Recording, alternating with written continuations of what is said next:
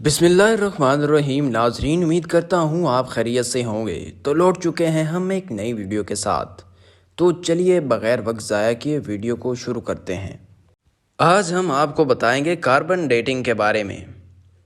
नाजरीन, ये एक ऐसा तरीका है जिसकी मदद से इंसान पुरानी चीज़ों की बाक़ियात की उम्र मालूम करता है। ये इतना पुराना तरीका नहीं, इसे 1940 की दहाई में दरियाफ्त किया गया था। इसे एक अमरीकी साइंसदान विलर्ड लेवी ने दरियाफ्त किया। इसे दरियाफ्त करने में इसे साइंसदान को 1960 में नोबेल प्राइज़ भी दिया गया था। नाजरीन, कार्बन डेटिंग के बारे में हम आपको एक छोटी सी कहानी सुनाते चलते हैं। ये कुछ अरसा पहले की बात है, जब एक खुदाई के दौरान लकड़ी का एक पुराना संदूक मिला। अब जैसा कि जानते हैं कि इंसान को हमेशा नई चीज़ें जानने के बारे में तजस्सुस रहा है। इस संदूक को दरियाफ्त करने वालों में से अक्सर लोग ऐसे थे जो अनपढ़ थे, मगर उनमें से एक ऐसा इंसान भी था जो पढ़ा लिखा था और उसको साइंस से बहुत लगाव था। उस पढ़े लिखे शख्स का नाम अली था। अनपढ़ लोग अली से पूछने लगे कि भाई, कोई ऐसा तरीका है जिसकी मदद से मालूम किया जा सके कि ये संदूक कितना पुराना है। उसने चूँकि काफ़ी नॉलेज हासिल किया था, इसलिए उसने कहा, जी बिल्कुल, एक ऐसा तरीका मौजूद है जिसकी वजह से मालूम किया जा सकता है कि ये संदूक कितना पुराना है। उन लोगों ने पूछा कि फिर बताइए, वो कौन सा ऐसा तरीका है।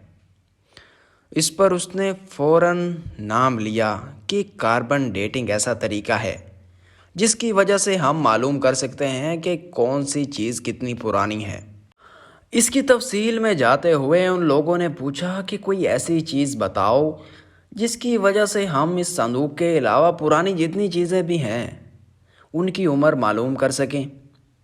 इस पर उस लड़के ने कहा कि मैं आपको कार्बन डेटिंग के बारे में कुछ हदूद बताते चलता हूँ। उस लड़के ने उनको बताया कि इसकी मदद से हम पुरानी चीज़ों की उम्र मालूम कर सकते हैं, लेकिन वो चीज़ें जो ऑर्गेनिक हों, वो चीज़ें जिनमें कार्बन पाई जाती हो, जैसे जानवर और पौधे ऑर्गेनिक हैं क्योंकि इनमें कार्बन पाई जाती है। लिहाजा आज से हज़ारों साल पहले जो जानवर या पौधे मर गए हों, उनकी बाक़ियात की उम्र को कार्बन डेटिंग की मदद से मालूम किया जा सकता है। इसके बारे में मज़ीद बताते हुए उसने कहा कि अगर आप ऐसी पुरानी चीज़ें जो इनऑर्गेनिक हों, यानी जिनमें कार्बन मौजूद ना हों, जिनमें धातें, लोहा, चांदी, टीन, कोबाल्ट वगैरह शामिल हैं, उनकी उम्र मालूम करनी हो तो उसके लिए कार्बन डेटिंग का तरीका इस्तेमाल नहीं किया जा सकता। इसके अलावा इसकी मदद से सिर्फ उन्हीं इंसानों और पौधों की बाक़ियात की उम्र मालूम की जा सकती है जिनकी उम्र 60,000 साल से कम हो। मतलब ये कि अगर इंसान को किसी जानवर की ऐसी हड्डी मिली है या किसी पुराने पौधे की लकड़ी मिली है जो आज से लाखों साल पहले मर गया होगा, वहाँ पर इसका इस्तेमाल नहीं किया जा सकता। अब ये इसकी हदूद हैं। क्योंकि ये परफेक्ट नहीं है, इसलिए इन सवालों के जवाब देने के लिए ये काम करती है। इंसान सूरज का शुक्र अदा करता है जिसकी वजह से वो इसे इस्तेमाल करने के काबिल हुआ। सूरज की रोशनी, जिसे सफ़ेद रोशनी कहते हैं, ये ज़मीन पर तकरीबन 8 मिनट में पहुंचती है। आप में से जब लोगों की हड्डी टूटती है तो उसका एक्सरे करवाया जाता है। आप जानते ही होंगे कि एक्सरे मशीन हड्डियों का अक्स लेने के लिए इस्तेमाल की जाती है जो हमें नज़र नहीं आती, मगर ये होती हैं बड़े काम की। इन शुआओं को एक्सरेज़ कहते हैं। एक्सरेज़ के अलावा ऐसी शुआएं भी हैं जो हमें नज़र तो नहीं आती, मगर इनसे हम घिरे हुए हैं। सूरज से सफ़ेद रोशनी के अलावा ऐसी शुआएं भी आती हैं जो हमें नज़र नहीं आती।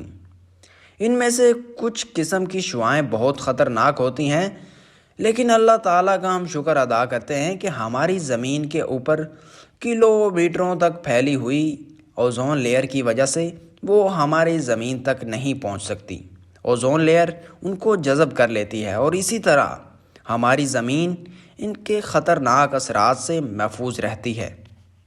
ناظرین، کیا آپ جانتے ہیں کہ ہلکی کاربن اور بھاری کاربن میں کیا فرق ہے؟ ان میں ایک تو میس کا فرق ہے جو کہ بہت ہی معمولی ہے۔ دوسرا یہ کہ فضا میں ہلکی کاربن کے مقابلے میں بھاری کاربن کی مقدار بہت بہت کم ہوتی ہے۔ اس کو یوں سمجھیں کہ اگر ایک ذرہ بھاری کاربن کا فضا میں ہوگا تو اس کے مقابلے میں ہلکی کاربن کی اربوں ذرات ہوں گے۔ چونکہ فضا میں آکسیجن گیس بھی موجود ہے اور آپ جانتے ہیں کہ آکسیجن اور کاربن مل کر ایک گیس بناتی ہیں جس کا نام کاربن ڈائی آکسائڈ ہے۔ اب ظاہر ہے کہ اگر بھاری کاربن 14 جب آکسیجن سے ملے گی تو جو کاربن ڈائی آکسائڈ بنے گی وہ اس کاربن ڈائی آکسائڈ کی نسبت تھوڑی بھاری ہوگی جو کہ ہلکی کاربن آکسیجن سے مل کر بناتی ہے۔ اس کا مطلب یہ ہوا کہ فضا میں بھاری کاربن ڈائی آکسائڈ کی مقدار ہلکی کاربن ڈائی آکسائڈ کے مقدار سے بہت ہی کم ہوگی۔ ناظرین، اس کے ساتھ ہی ہم اس ویڈیو کو اینڈ کرتے ہیں۔ اگر آپ کو یہ ویڈیو پسند آئی ہے تو لائک، شیئر اور سبسکرائب کرنا نہ بھولیں۔ جلد ہی لوٹیں گے ایک نئی ویڈیو کے ساتھ، تب تک کے لیے اللہ حافظ۔